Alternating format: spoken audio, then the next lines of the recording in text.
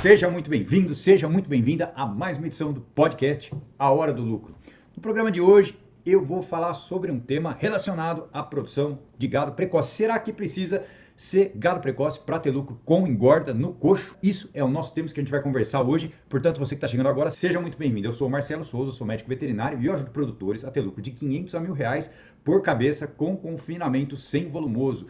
E é exatamente por isso que nós trazemos esses temas e esse tema de hoje, especialmente sobre gado precoce. E esse programa ele tem o objetivo de mudar a pecuária nacional, ensinando produtores a engordar no coxo, a fazer confinamento de uma forma muito mais simples do que se fazia antigamente, a mudar o conceito de engorda no coxo em todas as regiões do Brasil, do sul ao nordeste, do norte que eu estou falando hoje. Vamos lá então.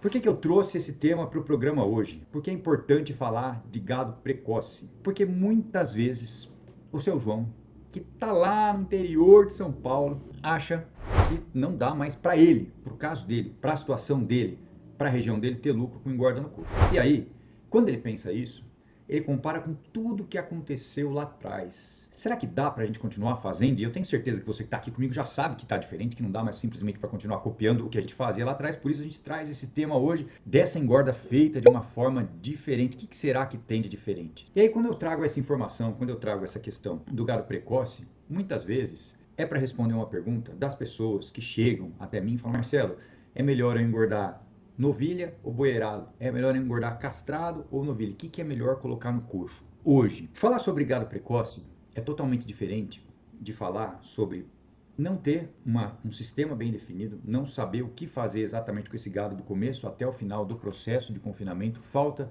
de método, falta de procedimento, falta de acompanhamento, e a gente sabe que é difícil o dia a dia. Eu costumo dizer que o que está entrando no coxo é dinheiro, e ali está a sua conta bancária. E se muitas vezes parece muito difícil para qualquer produtor ou para a sua situação fechar a conta, talvez melhorando essa conta bancária do que está entrando no coxo seja um ponto importantíssimo para você chegar nesse resultado de lucro. Então eu vou responder essa pergunta da seguinte forma e nós vamos conduzir todo o programa de hoje falando sobre esse tema. Então é o seguinte: Marcelo, precisa ser precoce para ter lucro no coxo? Não, não precisa ser precoce. Qualquer gado bem manejado, um planejamento bem feito, pode chegar no lucro no coxo? Se o planejamento for bem feito, sim. Tá, mas e se você que tem uma propriedade e tem animais mais novos aí na sua propriedade, você que muitas vezes não tem aí um jeito certo de levar, de botar dinheiro nessa fazenda, nesse sítio, nessa propriedade menor, e tem animais precoces, tem animais novos, por exemplo, uma desmama, por exemplo, se você está sem pasto, sem uma situação de recriar esses animais num custo bom, será que é o único jeito é vender por qualquer preço? Como é que está hoje aí na tua região o preço de reposição? Se você precisar vender o gado hoje aí, tá bom ou tá ruim? Na maior parte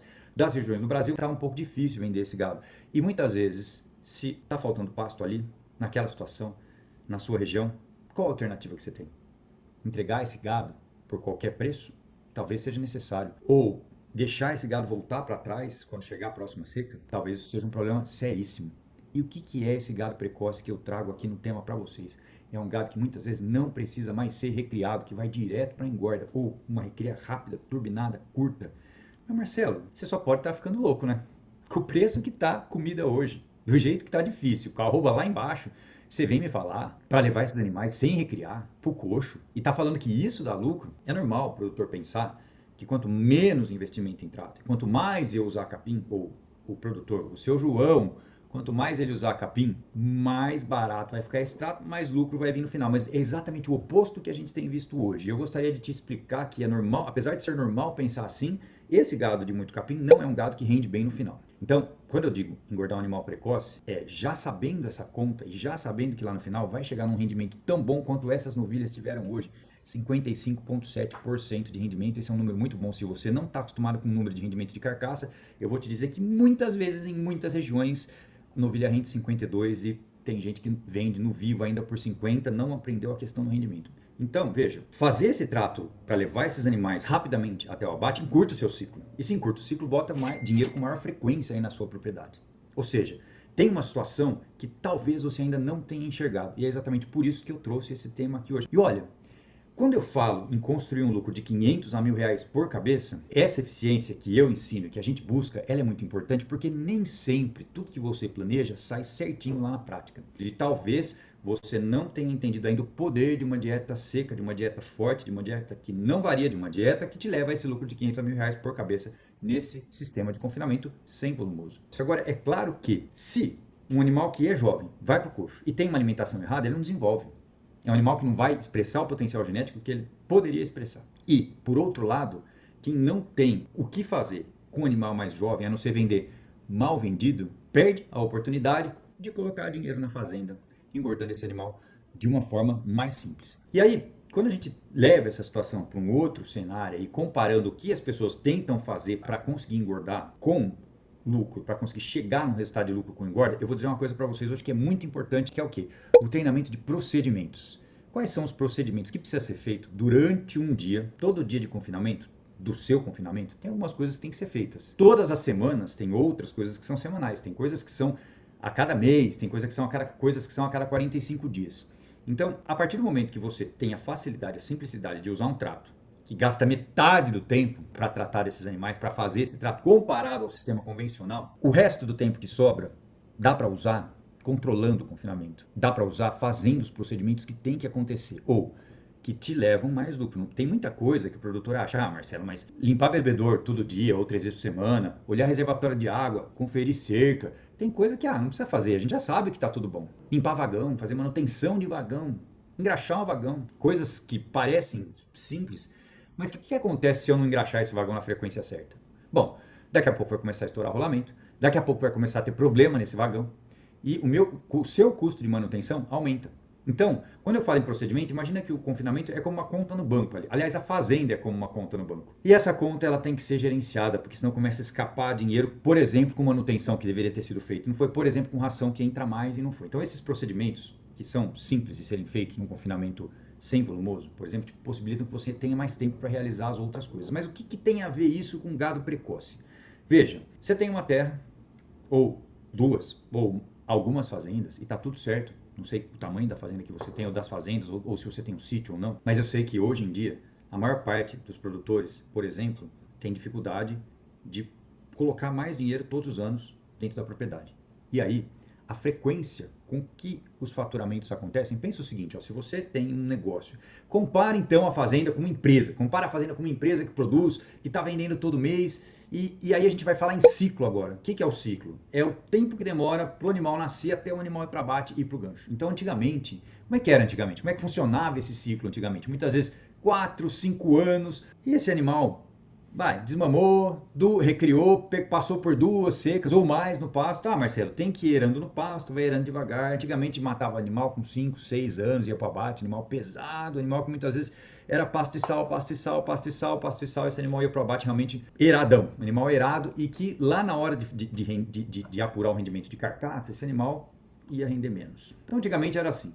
E só o fato desse animal ficar no pasto 4, 5, 6 anos, tinha inflação antes, ganhava-se dinheiro muito mais fácil do que hoje.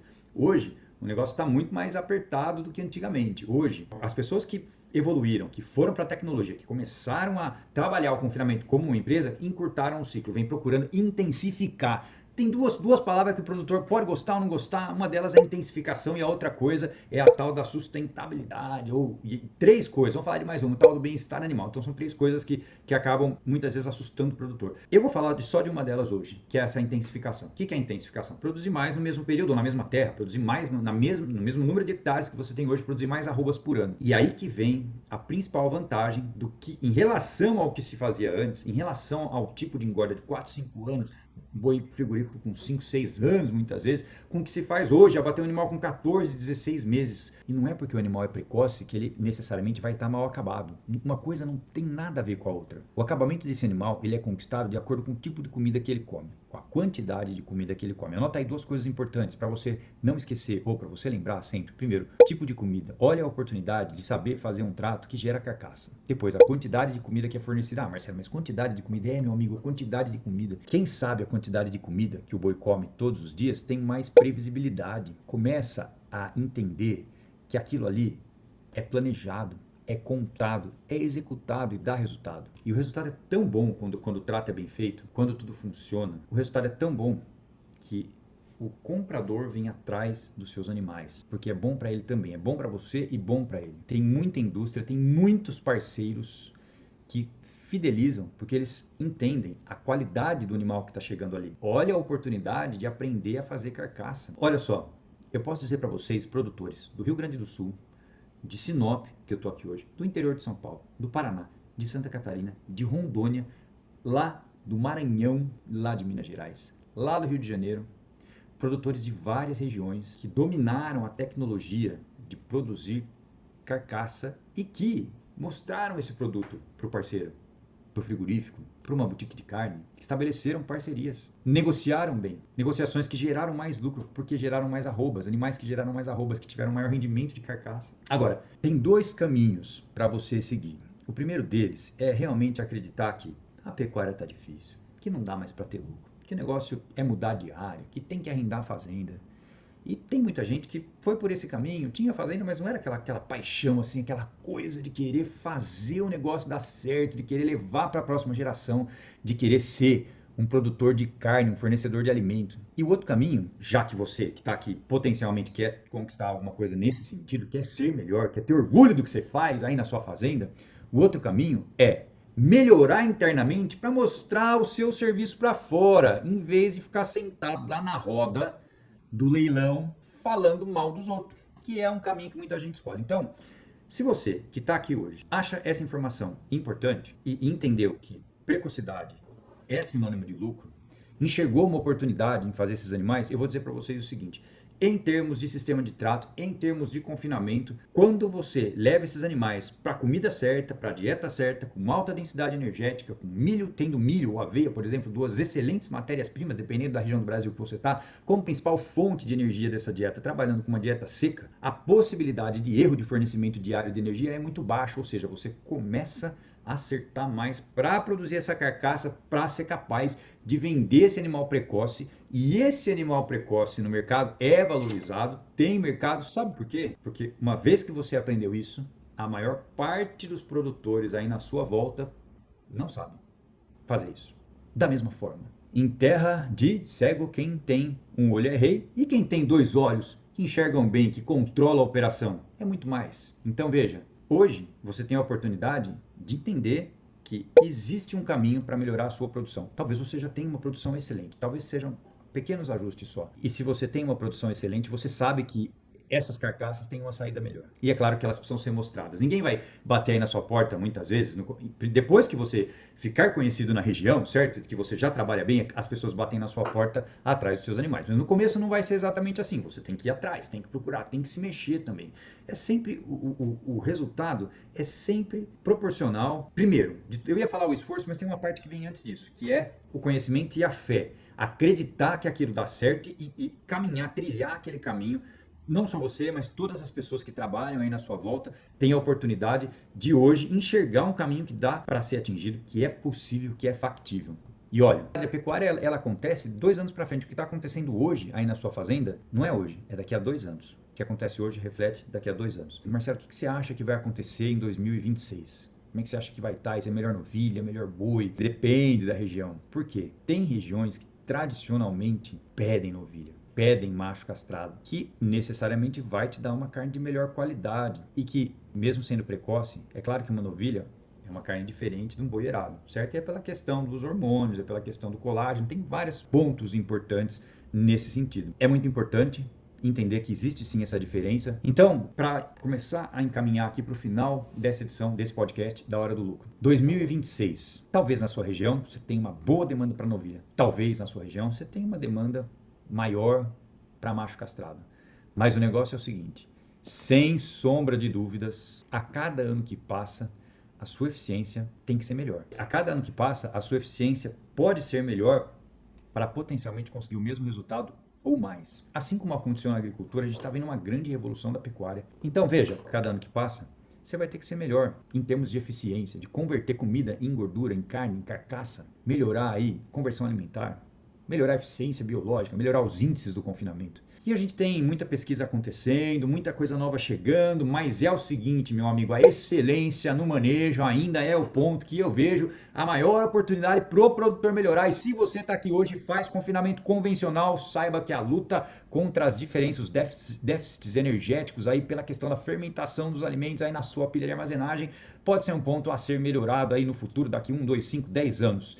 E talvez um dia a padronização da produção de carcaça de boi no Brasil seja igual à de frango ou à de suíno. Estamos caminhando para isso. É ou não é? Mas para resumir a conversa hoje, gestão de pessoas, procedimento no confinamento, ajustes diários no fornecimento e de preferência, fica aqui a minha recomendação: dietas secas que não tem variação no fornecimento diário de energia ou que você minimiza cada vez mais, ajustando o manejo, simplificando esse trato, ajudando as pessoas que te ajudam todo santo dia lá na fazenda. A tua turma do trato, a tua turma do manejo, a tua turma de trabalho lá que tá com você, faça chuva, faça sol, com o vagão funcionando ou com o vagão quebrado, porque os imprevistos acontecem, eles vão estar lá para te ajudar. E aí, respondendo a pergunta que eu me propus a fazer hoje, o gado para dar lucro no coxo vai precisar ser precoce? Olha, num futuro vai. Sabe por quê?